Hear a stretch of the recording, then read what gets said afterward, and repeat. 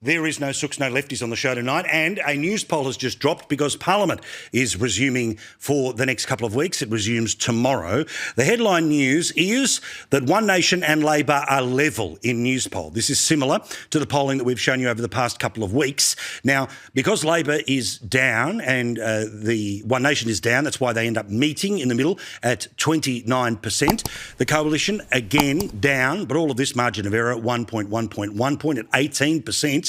That's too close for comfort considering that the Greens have gone up by 2 points and the other factor remains at 2 points. Now, if you do your rough sums, Coalition and One Nation, it's still well below the threshold of being able to take government because presumably all of the Greens and most of the other get added in, hence why the two-party preferred. It remains slightly better for the non-government side, but the government ends up in a scenario where, by the way, at 29%, that's where Gillard was before she got the chop in 2013. The person who did the chopping, by the way, Kevin Rudd. But what a difference a political generation makes. In terms of the preferred Prime Minister, it is still a three-way race in this poll. Anthony Albanese at 46%. Well, 54% believe something else, and that something else is evenly divided between Pauline Hanson at 31%, although no sign of her running for the lower house. So that, of course, ends up being a beneficiary to Angus Taylor when that number and should that number ever pop around. When there's more polls, of course, I'll tell you, including a News 24 Pulse, that will be coming up on Tuesday night. So full details in all of that. In the meantime, lots to get to, including get ready for a weekend or another week where the kids are going to tell us that they know better than everyone else, and frankly they're going to be cosplaying like many of their parents did in the 1990s. Now, remember last week a few heres and theres decided to turn up to try to disrupt the Victorian launch of One Nation. We showed you that as it was happening. I also told you first last week that there is to be a protest on the 13th of this month. This week is when students in high school, TAFE and university will march off and they will tell us why they know better than anyone else about the threat that is Pauline Hanson. Now, they are slow off the mark because while One Nation is level now at 29 with Labor, they are, of course, ahead in other opinion polling, and no doubt the Pulse will tell us that again in a couple of weeks' time. Well, finally, one of the people who is behind all of this decided to hop on the phone. I believe they're a high school student, but they popped on the phone with Tom Elliott on 3RW in Melbourne. And I wanted to take a couple of minutes so you could learn the thinking process behind those that will march to stop Pauline Hanson and put that ahead of their very own education. Here's the first example as to why they're taking to the streets this week. Pauline Hanson, One Nation, and all of the racist, fascist, anti-worker and sexist politics that they represent in society. All right, so what about the 29% of people in the current news poll? Higher numbers, lower numbers, depending on the polls that you follow each and every week, month or every couple of days. Well, what does she think of the people, a third of the country, who support One Nation? A little higher, a little lower, depending on where you are in the country. Well, watch this great political mind at work because she pivots and she shows that she can do maths. I think that certainly they're supporting those kinds of politics in Pauline Hanson and in One Nation.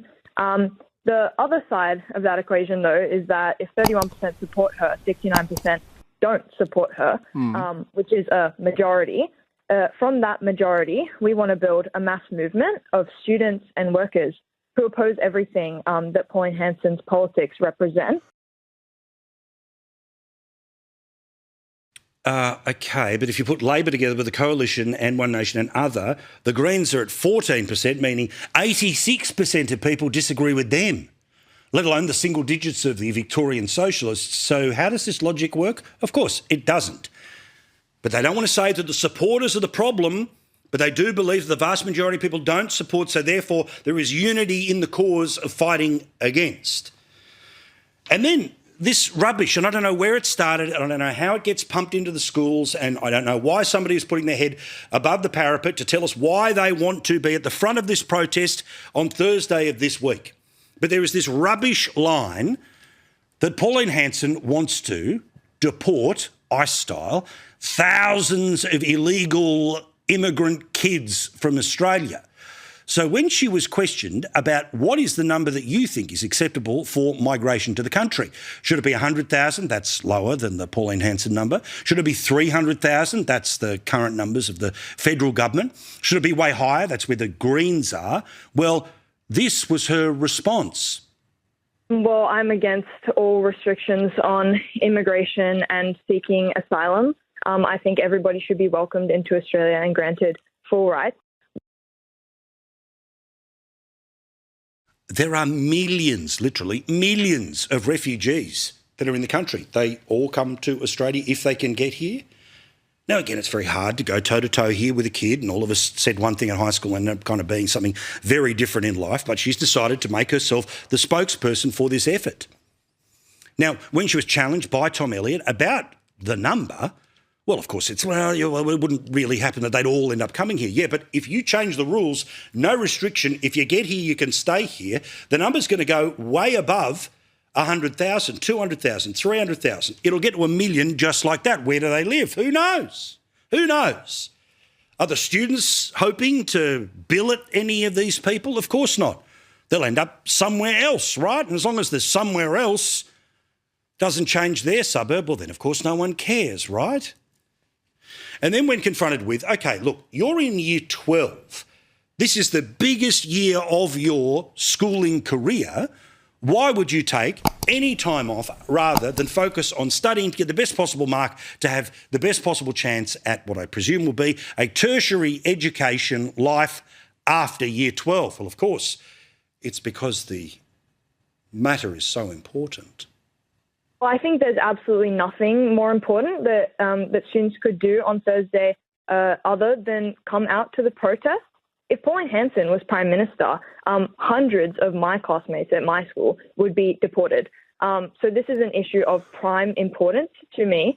Pauline Hanson is making politics more fascist right here, right now. We don't have the time to wait until, after exams, to wait until we've got a degree if we want to stop this. Oh, if we don't take to the streets. Now, again, these protests will only help. Not because young people don't have a right to their place in the democracy.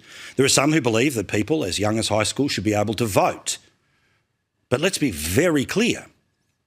Generally speaking, this protest will only end up pushing people into the arms of Pauline Hanson. Why? Because no matter what the said purpose of the organisers are, you can't control everyone who's in a protest. I've said this about a lot of different protests, ones that at core I agree or disagree with, but the reality is when you take to the streets, you cannot control whoever is on the fringes, and whoever's on the fringes ends up being the focus of how the protest went. That's just the way it works.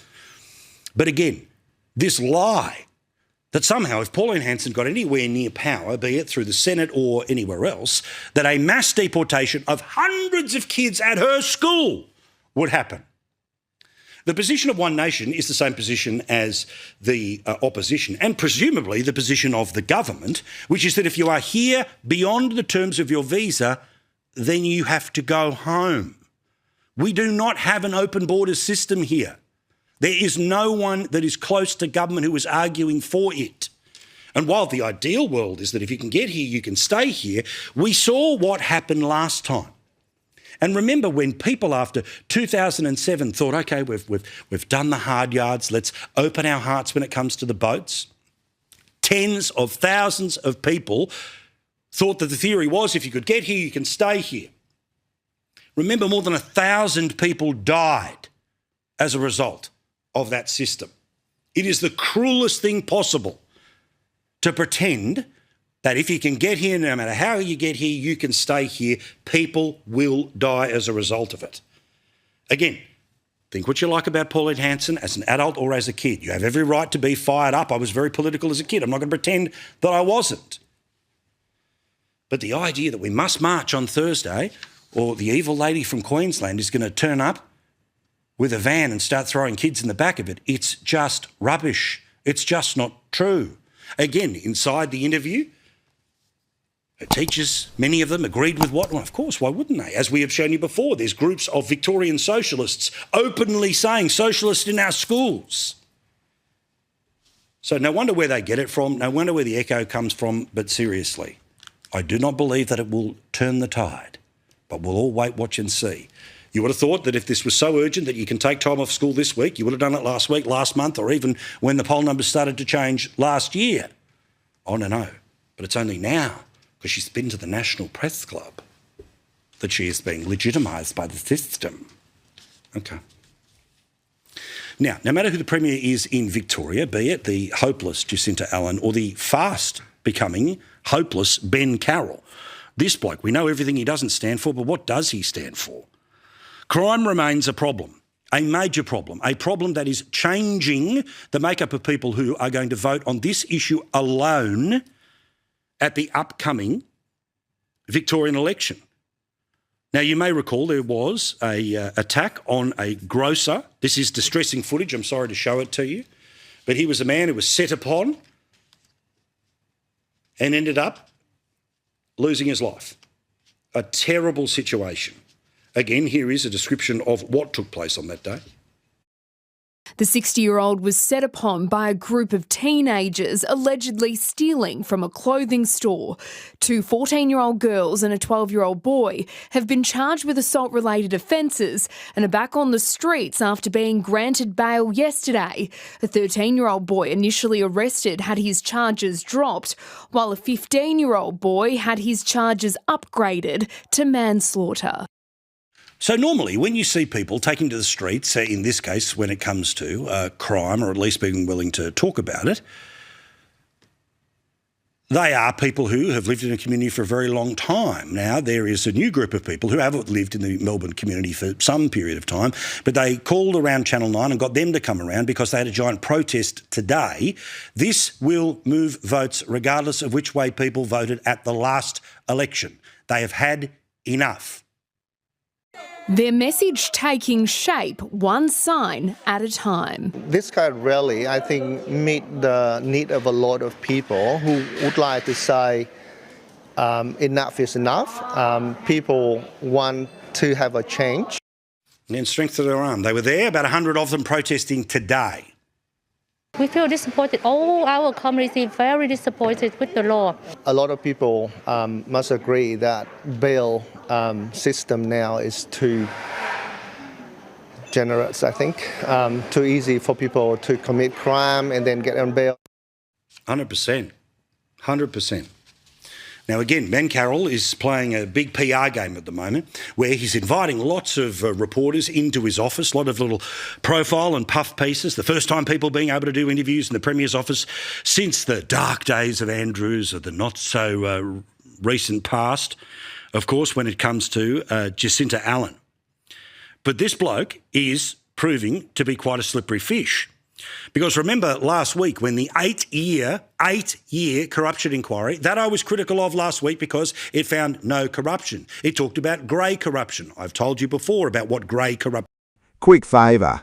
If you are the kind of person who loves Australia and loves to be up to date on what is going on in our country's politics, hit that subscribe button and click the bell. It helps us keep this channel going. Over 90% of viewers have not yet, and it would mean the world to us if you did. Thank you. Now back to the show. G'day, Australia. The left has finally done it. They're organising a mass student walkout to stop a woman who isn't even running for the lower house, and every single placard they carry is going to hand Pauline Hanson exactly what she wants. You can't buy advertising this good. Here's the picture. One Nation and Labor are now tied at 29%, with the Coalition drowning at 18% and the Greens picking up the scraps. And when voters are asked who should run the country, Anthony Albanese sits at 46%, while 54% say something else, and almost a third of that something else names a woman the establishment swore would never be mainstream again. Now enter the students. On the 13th, Melbourne high school and university kids will march against One Nation with the usual grab bag, racist, fascist, anti-worker. One young organiser says there should be no restrictions on immigration at all and that nothing matters more than stopping fascism so school can wait. Let that land. A teenager who has never paid a power bill is lecturing you on border policy from a rally his teacher helped organise. Don't forget to like and subscribe if you're enjoying this. It genuinely helps us bring you these stories.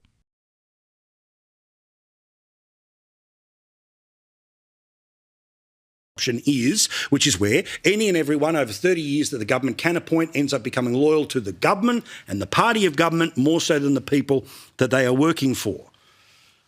Now, that report was released at 9:30 in the morning, which was exactly the last time that Ben Carroll did a press conference.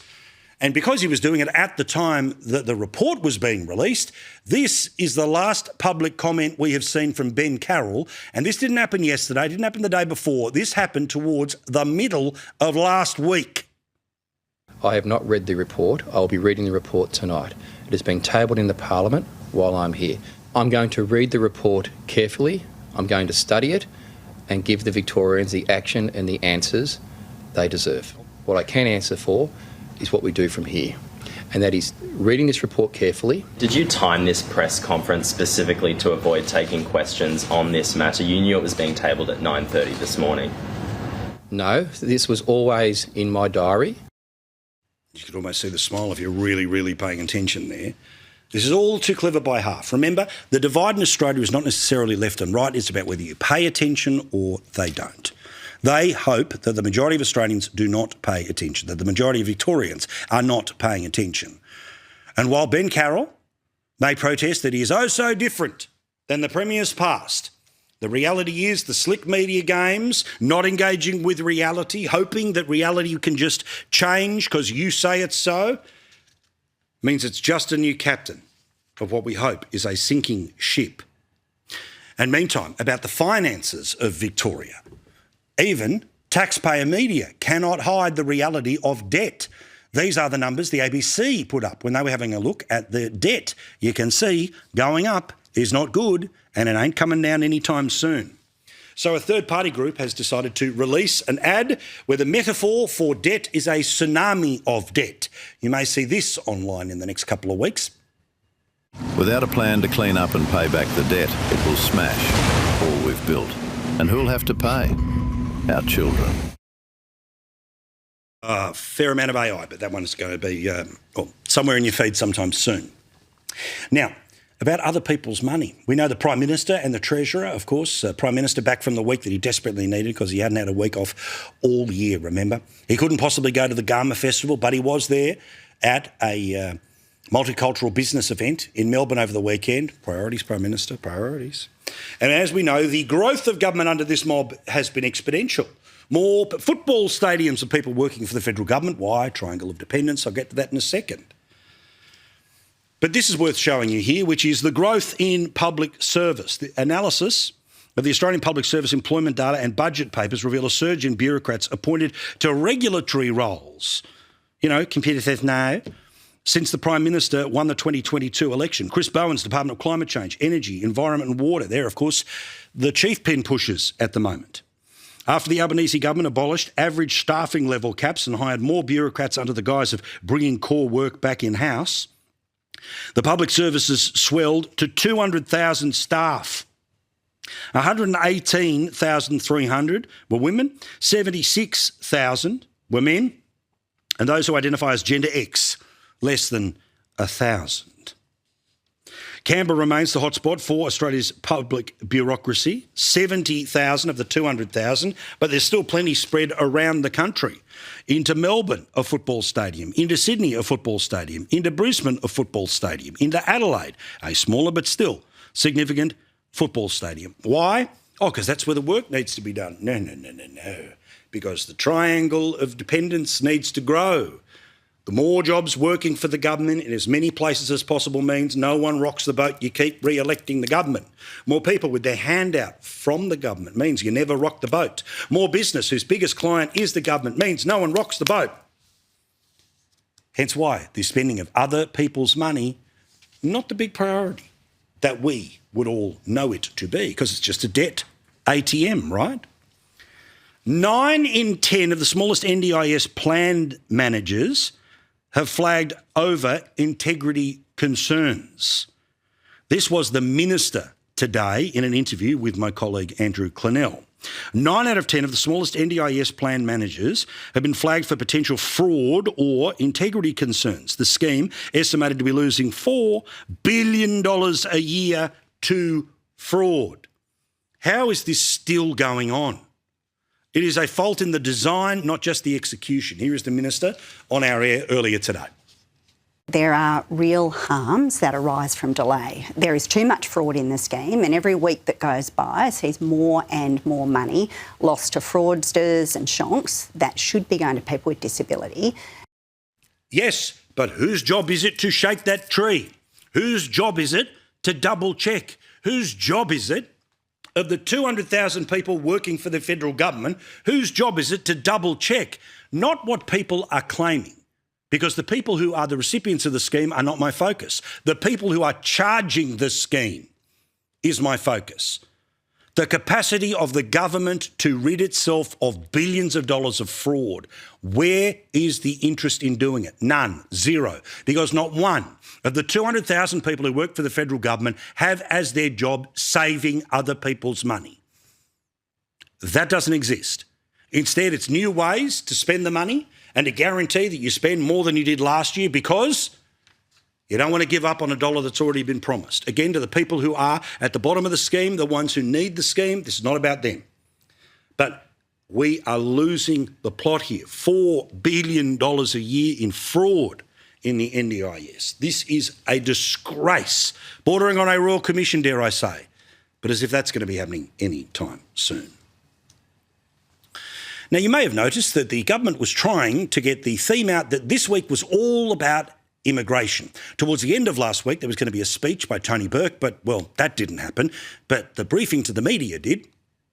Australia's visa system could soon be overhauled amid a growing push to bring down net migration. The government is said to be considering reforms to lower net overseas migration, with some suggestions that includes tighter rules for family and partner visas. Finalising broad sweeping reforms to reach the budget's targets of cutting net overseas migration to 245,000 this financial year.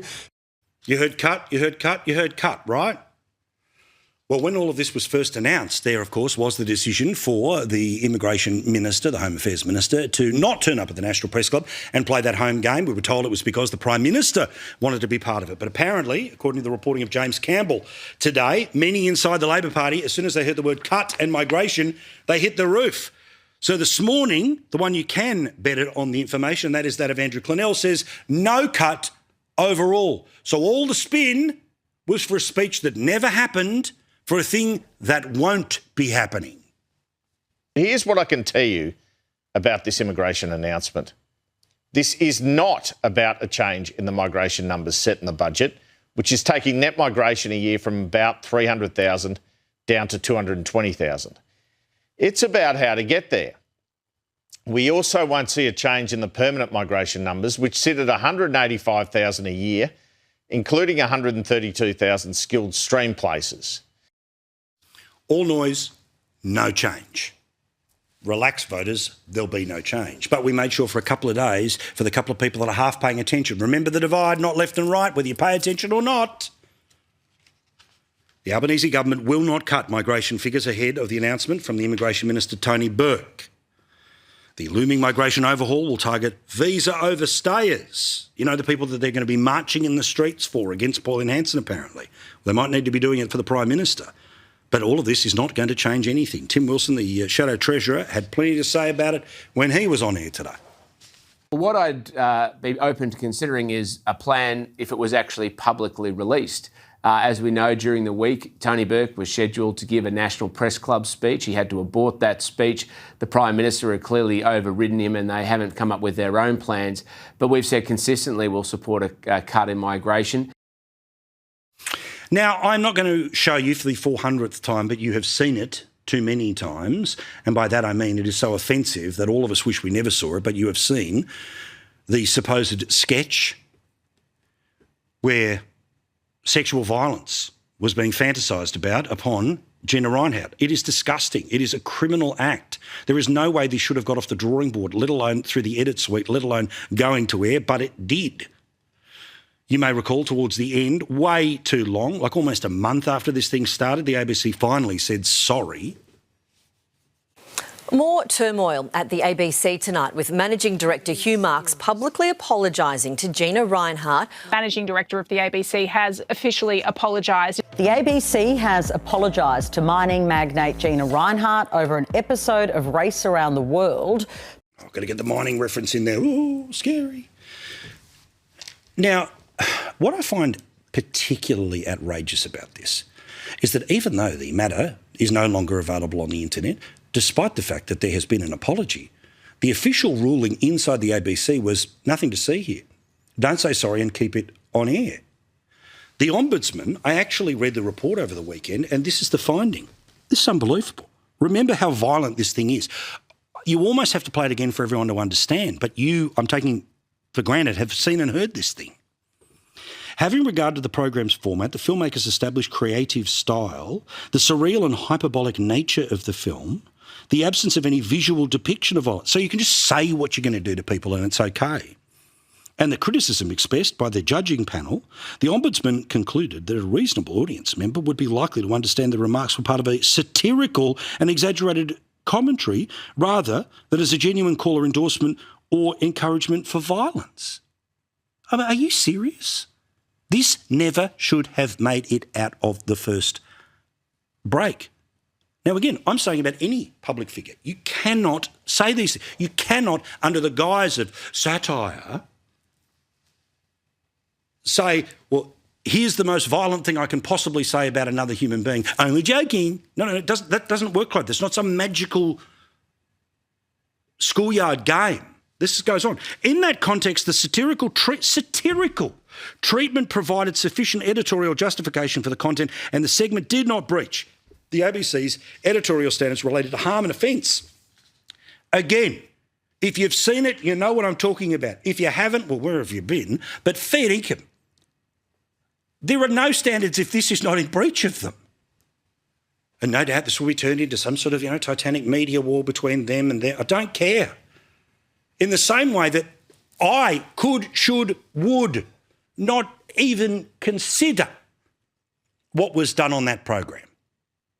I would not find it hilarious about any person, whether I loved them or disliked them. It is a disgrace what went to air. It is a disgrace what went to air. We say sorry, you can't find it anymore, but technically, nothing to see here.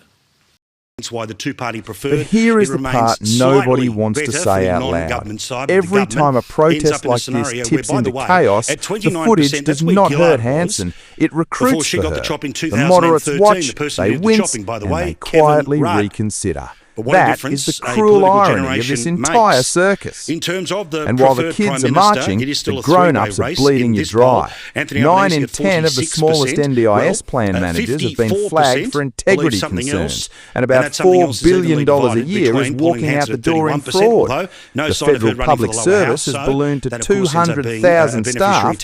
Victoria is drowning in so much debt, they are running ads comparing it to a tsunami. The Premier times his press conferences to dodge the hard questions, and the ABC spends a month deciding whether a cartoon about a mining magnate was satire. It was not. It was mean, and it never should have left the drawing board. Meanwhile, the government swears it's cutting net migration, then quietly admits the permanent cap is not moving at all. So the students are marching against Hanson's border policy, while Labor quietly enforces the very thing they are protesting. You could not write a better fast if you try. The real divide is not left against right, it's attention against inattention. Who is paying attention and who is being played. Thank you for watching.